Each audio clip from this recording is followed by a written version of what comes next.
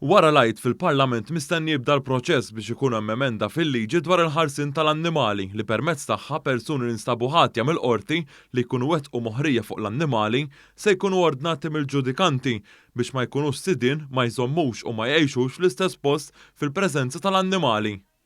Il-Kummissarju għall-ħarsien tal-annimali, Alison Bezzina, qalet li din l-emenda qed tibgħat messaġġ ċar. Li tibgħat messaġġ qawwi u ċar lil kull min irabbi l-annimali kif ukoll il-pubbliku ġenerali illi dawn ir-reati huma reati li qed nieħdu bis-serjetà u li llum il-ġurnata tista' teħel multa kbira, tista' teħel ħabs u inti u l-familja tiegħek tistgħu wkoll tiġu projbiti milli qatt ikolkom iżjed annimali taħt is-saqaf tagħkom.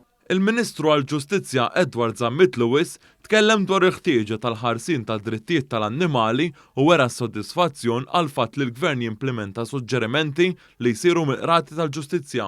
Emenda illi min ripetutament jaħqar l-annimali, jakkes l-annimali, jew inkella jagħmel offiża kriminali serja kontra l-annimali ma jkunx jista' għal perjodu jew għal żmien permanenti illi tistabilixxi il-qorti iżomm kwalunkwe annimali, jew inkella joqgħod f'residenza fejn hemm l-annimali. Il-Ministru għad-Drittijiet tal-Annimali Anton Refalo spjega wara sentenza ngħatat fi frar li għadda f'każ ta' moħrija fuq l-annimali inħass il-bżonn għal din l-emenda. Qal ukoll kif l-edukazzjoni f'dan il-qasam hija kruċjali. Għalhekk aħna bħala Ministeru qegħdin fl-ewwel lok naraw kif nedukaw lill-poplu tagħna kollu, kemm it-tfal, iż-żgħażagħ u anki l-kbar.